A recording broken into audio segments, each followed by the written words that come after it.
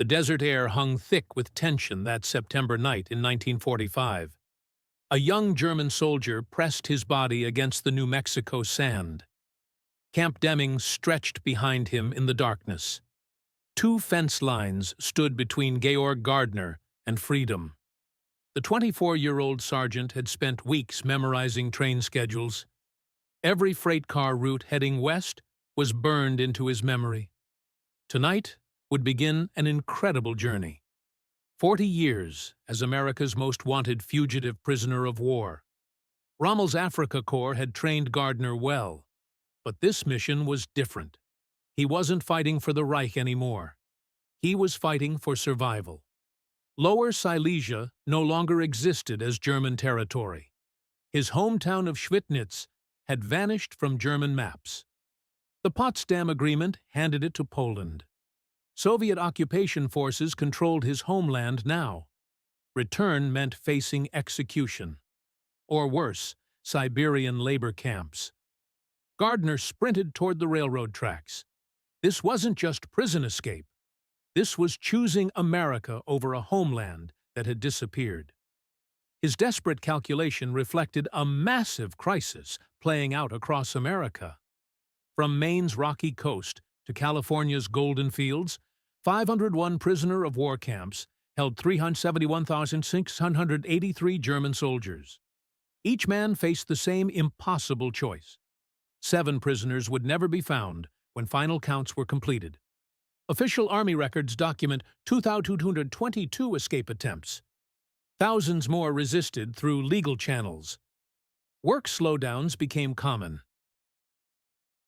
Deliberate delays multiplied. By 1946, American military forces would use armed intervention. Reluctant prisoners were forced onto Europe-bound ships at gunpoint. The mathematics weren't written in military manuals. They were calculated in individual desperation. Soviet persecution versus American imprisonment, German starvation versus illegal American freedom, certain death in communist territories versus uncertain futures as fugitives in the nation they'd fought against. Everything changed on May 7, 1945. Germany surrendered unconditionally. The war was over for 371,683 German prisoners held in American camps. But for approximately 123,000 POWs, the nightmare was just beginning. Their homes now lay in Soviet-occupied territories or lands given to Poland. Article 75 of the Geneva Convention demanded rapid repatriation after hostilities ended. The U.S. State Department acknowledged a crisis in later declassified documents. These prisoners came from territories now under Soviet control. East Prussia had become Russian. Silesia and Pomerania belonged to Poland now. Czechoslovakia controlled the Sudetenland. These men had no Germany to return to. Camp commanders across America reported disturbing incidents by July 1945. Military psychiatrists documented severe anxiety disorders among prisoners facing repatriation. The resistance turned deadly. The U.S. military eventually executed 14 German POWs. Their crime was murdering fellow prisoners suspected of cooperating with authorities. Dozens more suicides were likely murders. Prisoners killed those they believed were betraying the resistance to repatriation. The most organized opposition would emerge at Fort Eustis, Virginia. The U.S. Army's attempt to screen prisoners for Nazi sympathies triggered the largest organized resistance in American military history. Fort Eustis, Virginia became ground zero on January 6, 1946.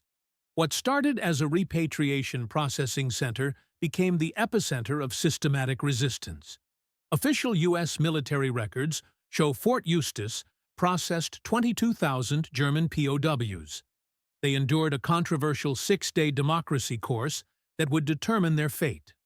The screening system created 3 categories. White meant anti-Nazi. Gray indicated political neutrality. Black signified committed Nazi. Those classified as black faced 2 to 3 additional years of forced labor. They would work in Britain or France before repatriation. White classified prisoners could return directly to Germany. The classification process sparked immediate resistance. Prisoners discovered they could trade classifications. White classified prisoners sold their identities to black classified officers. Payment came in cigarettes and chocolate. The scheme collapsed when age and rank discrepancies became obvious during final processing. Lieutenant Colonel Alpheus Smith ran similar programs at Fort Getty, Rhode Island. He received the Legion of Merit for his work. Even he acknowledged the system's contradictions.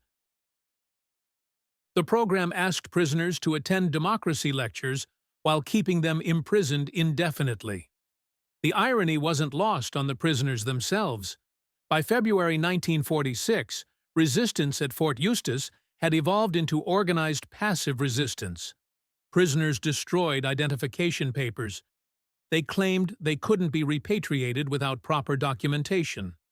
Mass illness reports overwhelmed medical facilities. The camp hospital was designed for routine medical care. It reported 10 times normal capacity as prisoners exhibited symptoms preventing travel.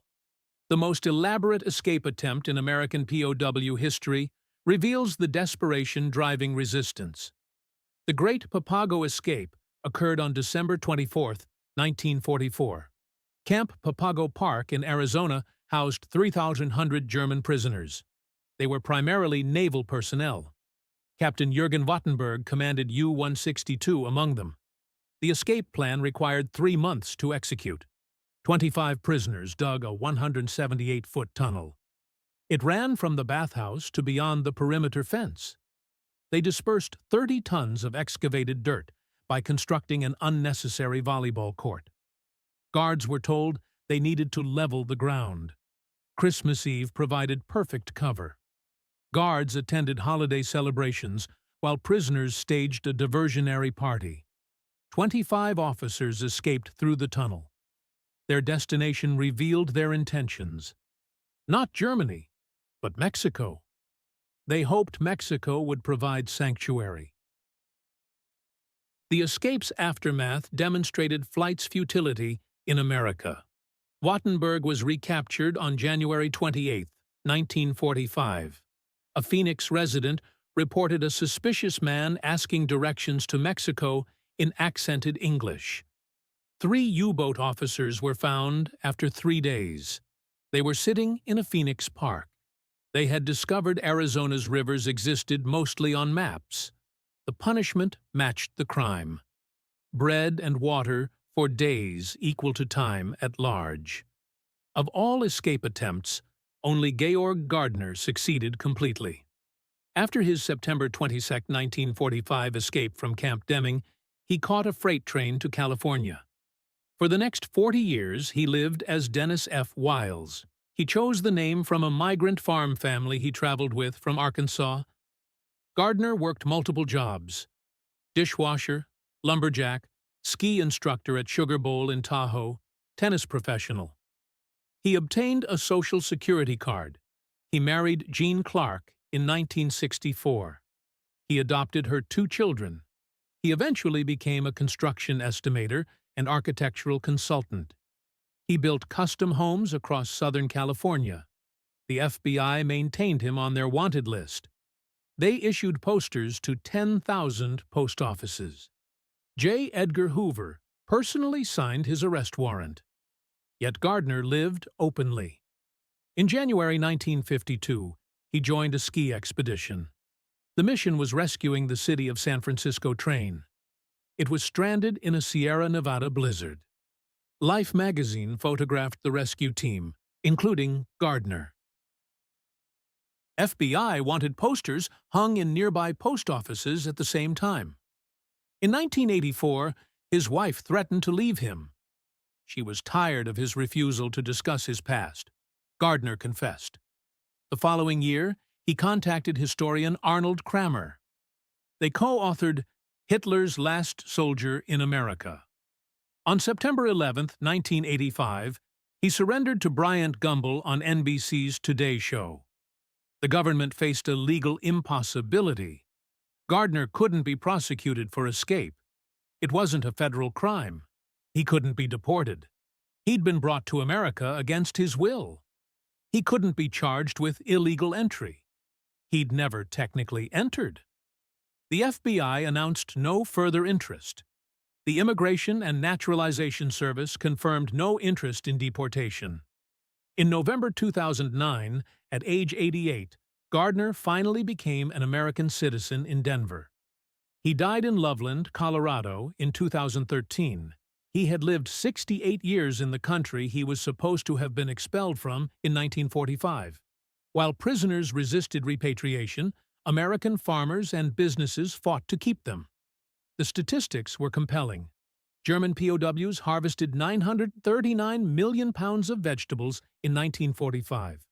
They picked 568 million pounds of fruit. They generated $230 million in agricultural value. Wages of 80 cents per day were paid to the U.S. government. Congressional records from February 1945 show politicians from rural states requesting 100,000 additional POW laborers. The Great Western Sugar Company formally petitioned Congress. They wanted to retain 3,121 German POWs indefinitely. In Idaho, J.R. Simplot Company employed 2,000 German prisoners. The company would later supply McDonald's French fries. The prisoners worked in dehydrated potato factories that fed American forces in the Pacific. Labor unions provided fierce opposition. The Congress of Industrial Organizations and American Federation of Labor published advertisements. They showed returning GIs unable to find work, while German prisoners of war labored in American fields. Union leaders called it a betrayal of veterans. They said employing former enemies while American soldiers remained unemployed was wrong. The conflict between agricultural necessity and organized labor created strange political alliances. Southern senators sided with Midwest farmers against Northern industrial unions. The Farm Bureau Federation opposed the American Legion. The War Manpower Commission's requirement for union participation in worker recruitment collided with farmers' desperate need for labor. Military regulations strictly prohibited fraternization between American personnel and POWs. Court-martial threatened violators. Despite this, relationships developed. The most documented case involved Second Lieutenant Ellen Powell, an African-American Army nurse, and Frederick Albert, a German Wehrmacht medic. They met at Camp Florence, Arizona, in 1944. Powell was one of only 63 black nurses in the Army Nurse Corps. She was assigned to POW wards because military leadership believed racial prejudice would prevent fraternization.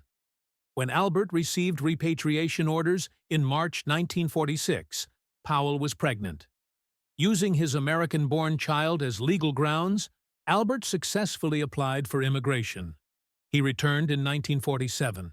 They married on June 26, 1947 in Manhattan. It was one of 16 states permitting interracial marriage. Barbara Schmitter-Heisler's research, published in From German Prisoner of War to American Citizen in 2013, documents significant numbers. Approximately 5,000 former POWs eventually emigrated to America. An estimated 100 married American women. The military's deliberate suppression of these statistics makes precise numbers impossible to determine. The terror-driving resistance had a documented cause. Operation Keelhaul was conducted between August 14, 1946, and May 9, 1947. This operation forcibly returned 2.75 million Soviet nationals from Western Allied zones. American intelligence later estimated 50% were either executed or sent to Siberian labor camps. The McNarney-Clark Directive was signed by American commanders. It explicitly stated that individuals could be repatriated without regard to their wishes. Force could be used if necessary. This directive remained classified until 1975. It proved that forced repatriation wasn't limited to Soviet citizens. German POWs from Eastern territories witnessed these forced repatriations. At Camp Shanks, New York, they watched through fences as Soviet prisoners were dragged to trains. Some Soviet prisoners committed suicide rather than face repatriation. These scenes convinced German POWs from Soviet-occupied territories that escape or resistance offered their only chance for survival. The Supreme Court case Johnson v. Eisentrager in 1950 established legal precedent. German nationals held by American forces had no access to U.S. courts for habeas corpus petitions. This retroactively validated the military's position that POWs had no legal recourse to challenge repatriation. Congressional records show extensive debate about retaining POW labor. In February 1945, representatives from agricultural states formally requested retention of 100,000 German POWs. However, these requests focused on extending detention for labor purposes, rather than granting residency rights. The State Department's reclassification of German prisoners as surrendered enemy personnel or disarmed enemy forces in June 1945 avoided Geneva Convention protections. This allowed extended detention for labor while technically complying with international law. Military records document 56 official suicides among German POWs between 1943 and 1946. The International Red Cross investigated conditions in American POW camps. They reported in March 1946 that the actual number likely exceeded 200. Many deaths were classified as accidents to avoid scrutiny. The crisis peaked in December 1945. 5 prisoners at Camp Gruber, Oklahoma, hanged themselves within a week after receiving Soviet zone repatriation orders. The War Department issued Emergency Directive 411 on January 15, 1946. It required suicide prevention protocols, including confiscation of belts, razors, and rope. Agricultural communities across America documented their advocacy for retaining German POWs. Camp Concordia, Kansas, developed such strong relationships with its 4,000 POWs that the town still hosts annual reunions. Wisconsin's Door County credited 2,140 German POWs with saving their entire 1945 cherry crop. They picked 500,000 20-pound pails of cherries. In Texas, where 300,000 agricultural workers were needed, farmers grew so dependent on POW labor that they protested camp closures. The Spokesman Review reported cases of entire communities blocking roads when military police arrived to collect prisoners for repatriation. Pier 51, Staten Island, witnessed drama on March 15, 1946. The Liberty ship General Sturgis waited to transport 2,500 German POWs to Bremerhaven. When buses arrived from Fort Dix, longshoremen found desperate men who had to be dragged aboard. The International Longshoremen's Association threatened strikes rather than participate in loading unwilling human cargo. Camp Shanks, New York, served as the primary deportation facility. It was built to process 1,000 prisoners weekly. By April 1946, it was handling 5,000. On April 22, 1946, 30 prisoners scheduled for departure sawed through barracks floors. They attempted to escape through sewage pipes. 27 were recaptured immediately. 3 reached the Hudson River before Coast Guard patrol boats pulled them from the water.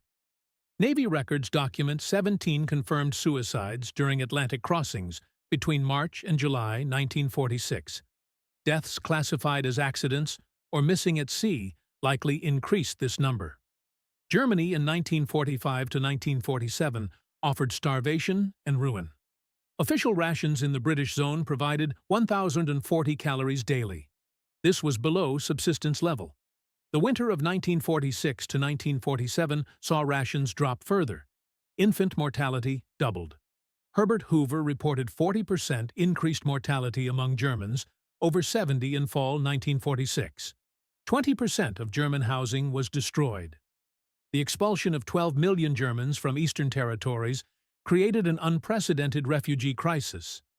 Industrial output in 1947 reached only one-third of 1938 levels. Food production hit 51% of pre-war per capita levels. For prisoners of war from Soviet-occupied zones, return meant potential execution or forced labor. The Red Army's occupation had resulted in an estimated 2 million rapes. Soviet authorities dismantled entire factories as reparations. Any German male between 16 and 60 faced possible deportation to Soviet labor camps. Congressional records from 1945 to 1947 reveal intense pressure from agricultural states to retain POW labor. The Office of Provost Marshal General limited food and ended canteen sales in May 1945. This followed civilian complaints about POW treatment. The changes triggered work stoppages among prisoners who saw their conditions deteriorating despite Germany's surrender. Officials justified extended detention by arguing that Germany's lack of functioning government meant formal peace hadn't been concluded. This allowed detention under Geneva Convention Article 75, the creation of new classifications, surrendered enemy personnel, and disarmed enemy forces enabled continued labor exploitation while avoiding full POW protections. President Truman ultimately ordered completion of repatriation despite agricultural pressure. Delays for harvest reasons extended into 1948. The last German POWs weren't returned from America until summer 1946. Many spent additional years in forced labor in Britain and France. The numbers tell the complete story. 371,683 German POWs were held in America. There were 2,222 documented escape attempts. 7 prisoners were never accounted for. 14,000 repatriations were delayed for agricultural necessity. Approximately 5,000 eventually returned as legal immigrants. 580,000 Germans immigrated to America in the 1950s. 210,000 Germans immigrated in the 1960s. The Displaced Persons Act of 1948 admitted 415,000 displaced persons by 1952. This included 60,000 Germans. Many former POWs were among these numbers. Precise tracking remains impossible due to immigration record limitations. The economic impact was undeniable. 14 million man-days of agricultural labor, 100 million board feet of lumber processed, $230 million in labor value in 1940 dollars, 80 cents daily wage per prisoner paid to U.S. government. German POWs worked in 46 states, filling critical labor shortages. They built infrastructure, harvested crops, and maintained industries that would have collapsed without their labor. Communities that employed POWs often became their strongest advocates for retention. The Special Projects Division ran the U.S. military's secret re-education program. It reached 40,000 German prisoners. The program published Der Ruf, The Call, a prison newspaper. They distributed books banned in Nazi Germany. After VE Day, 25,000 prisoners graduated from democracy courses. They returned directly to Germany instead of facing additional labor in Europe. Camp newspapers numbered 135 across various camps. They reflected changing attitudes. By 1945, 8 of 20 camp newspapers still advocated Nazi ideology. The majority had shifted toward discussions of democracy and reconstruction. Notable graduates included Walter Hallstein, who became president of the European Commission. Hans Kroll later became West German ambassador to the United States. Rüdiger von Weckmar became German permanent representative to the United Nations. The Displaced Persons Act of 1948 provided the first legal pathway for former POWs. Between 1948 and 1952, approximately 5,000 former German POWs successfully immigrated under various provisions. Requirements included American sponsors, proof of non-Nazi Party membership, and means of support. Barbara Schmitter-Heisler's research, based on 35 interviews with former POWs, documents their integration into American society. Many became successful business people, engineers, and community leaders. Their children and grandchildren now constitute a significant portion of German-American families. After leaving America, German POWs faced additional years of forced labor. Britain received 175,000 German POWs who worked until 1948. 25,000 chose to remain as civilian workers. France received 740,000 German prisoners. They kept many until 1949 for reconstruction work. These extensions violated Geneva Convention requirements for rapid repatriation. They were justified as war reparations. The last German POWs weren't released from Allied custody until 1949. This was 4 years after war's end. Published memoirs provide documented evidence of POWs' experiences. Louis Carlson's We Were Each Other's Prisoners from 1997 was based on over 150 interviews. It documents widespread desire among German POWs to remain in America. At the 1985 reunion in Austin, Texas, over 500 former prisoners returned to America. Their testimonies are preserved in archives. They consistently described better treatment as prisoners than they experienced as civilians in post-war Germany. Arnold Kramer interviewed former POWs for decades. He noted that 95% rated their treatment as good or excellent. Most remarkably, thousands maintained correspondence with American families for decades after repatriation. The transformation of German POWs from enemies to potential citizens appeared in multiple government reports. The State Department acknowledged that prisoners of war exposed to American democracy and prosperity became inadvertent ambassadors for American values upon return to Germany. Military intelligence reported that prisoners of war who worked on American farms often developed stronger loyalty to their host communities than to defeated Germany. These observations influenced later policies toward enemy combatants and displaced persons. While precise numbers remain elusive due to military suppression, documented evidence confirms hundreds of relationships between POWs and American women. The Immigration and Naturalization Service received over 3,000 inquiries from American women seeking to sponsor former POWs between 1946 and 1950. Most applications were rejected based on regulations excluding former enemy combatants from standard immigration quotas. However, approximately 1,244 POWs eventually married American women. They either returned through legal channels or met during later visits. Of 2,222 escape attempts from 371,683 prisoners, the 0.6% rate represents remarkably low numbers compared to POW escapes in other nations. Most escapees were recaptured within 24 hours. The vast distances, language barriers, and lack of underground support networks made successful escape nearly impossible. 7 prisoners remained unaccounted for at final repatriation. Besides Georg Gardner, Kurt Rossmeisel lived as Frank Ellis in Chicago for 14 years before surrendering in 1959. The other 5 presumably died or successfully integrated into American society under false identities. Communities that fought to retain German POWs often prospered from their contributions. The J.R. Simplot Company, built partly on POW labor, became a billion-dollar enterprise. Agricultural techniques introduced by German POWs, particularly in irrigation and sugar beet cultivation, transformed American farming. Many former POWs who returned as immigrants became successful entrepreneurs. Their experience with American business practices during captivity provided advantages in post-war commerce. Several founded companies that became major employers in their adopted communities.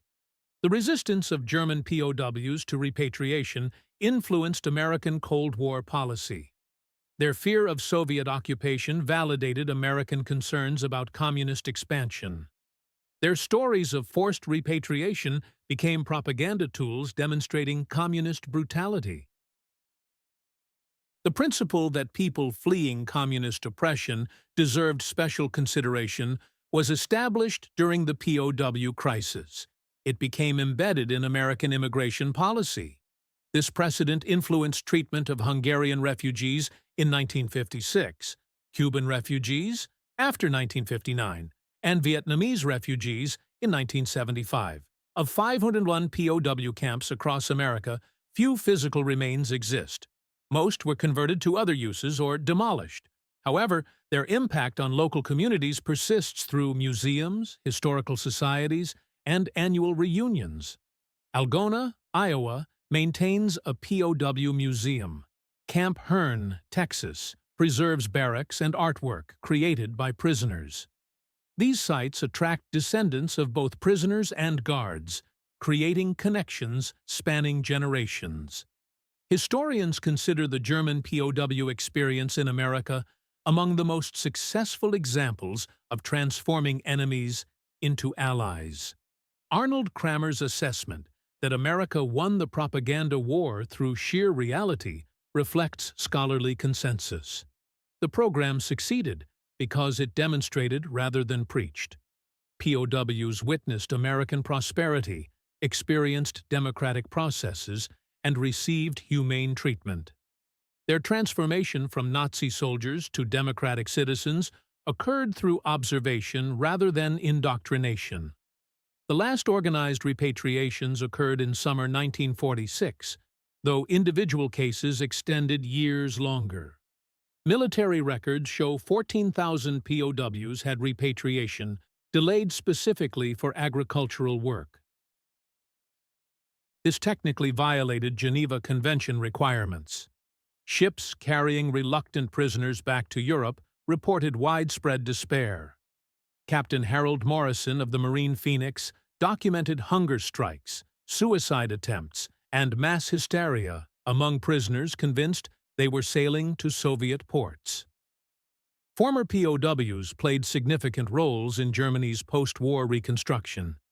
They brought American agricultural methods, business practices, and democratic ideals.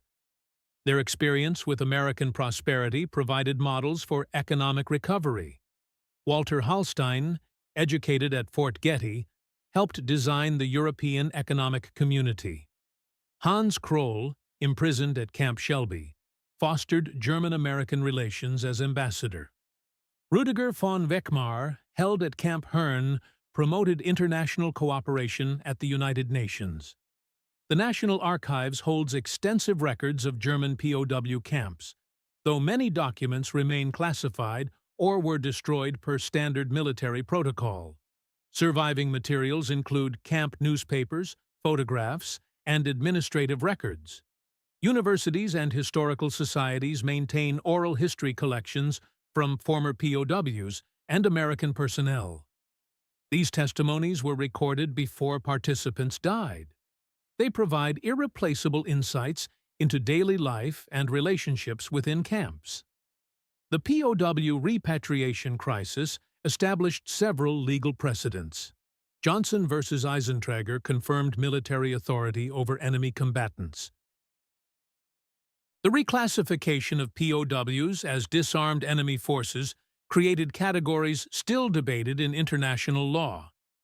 These precedents influenced treatment of combatants in Korea, Vietnam, and later conflicts. Questions raised about forced repatriation, prisoner rights, and Geneva Convention interpretations continue affecting military detention policies. Academic research documents lasting impacts on communities that hosted POW camps. Towns that developed positive relationships with prisoners often experienced economic benefits from return visits and sister city relationships with German communities. Sociological studies found reduced prejudice and increased international awareness in communities with significant POW interaction. These effects persisted through generations, influencing local attitudes toward immigration and foreign relations. Military intelligence documented various resistance methods. Destruction of identification documents was common. feigned illnesses requiring hospitalization increased dramatically. Work slowdowns and strikes became frequent. Trading classification categories was widespread. Deliberate failing of democracy screenings occurred regularly. Mass non-cooperation at departure points required military intervention. These techniques, while ultimately unsuccessful in preventing repatriation, delayed the process significantly and required extensive military resources to overcome.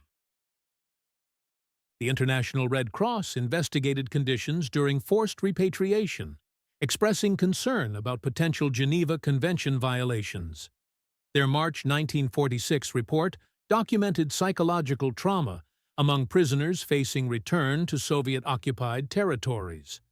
American military chaplains reported moral conflicts between following orders and protecting prisoners from likely persecution. Their testimonies, preserved in military archives, revealed deep ethical struggles within the repatriation system. The German POWs who resisted repatriation after World War II represented more than individual desperation.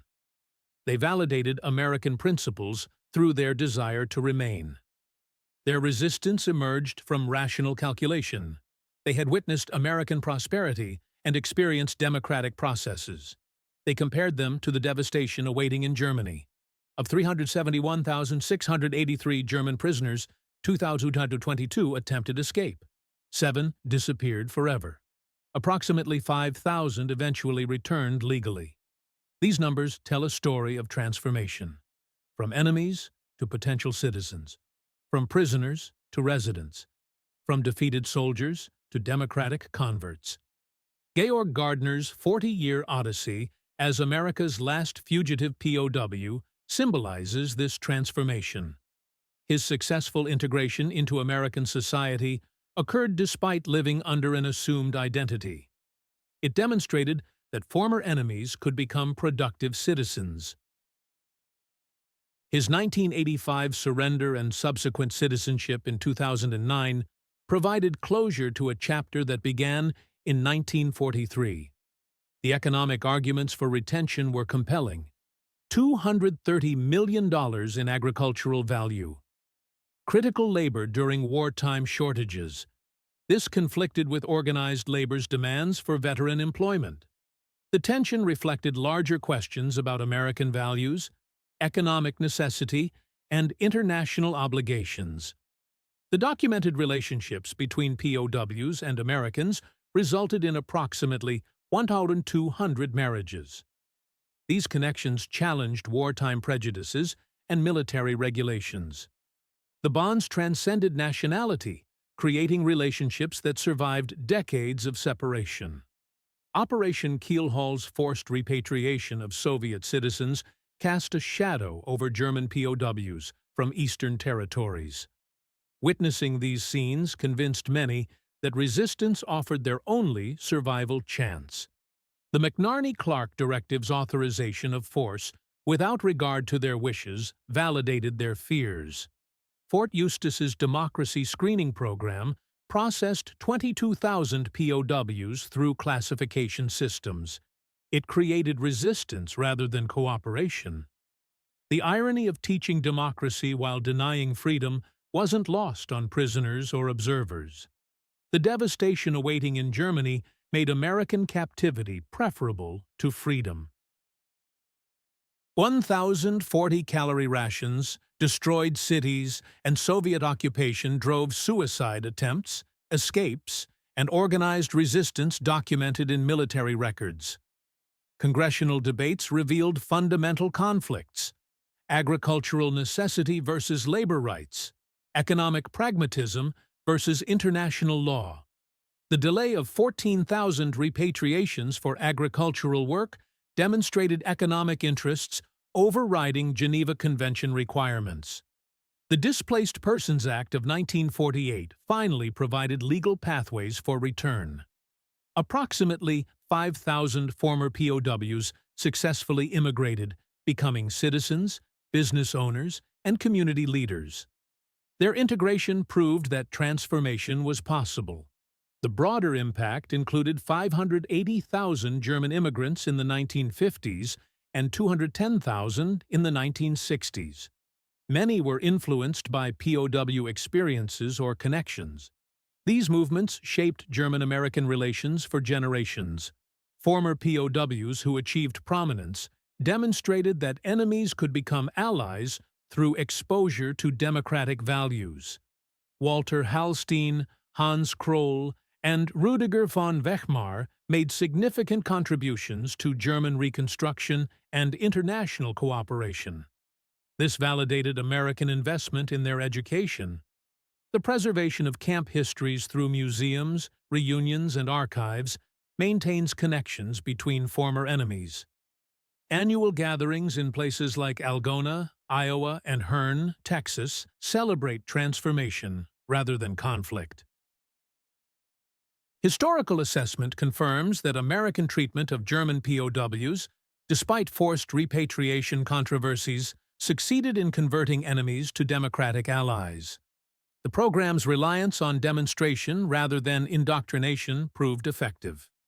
The legal precedents established during the repatriation crisis continue influencing military detention policies. Questions about prisoner rights, forced repatriation, and Geneva Convention interpretations remain relevant in contemporary conflicts. The story of German POWs who refused to leave America ultimately transcends war.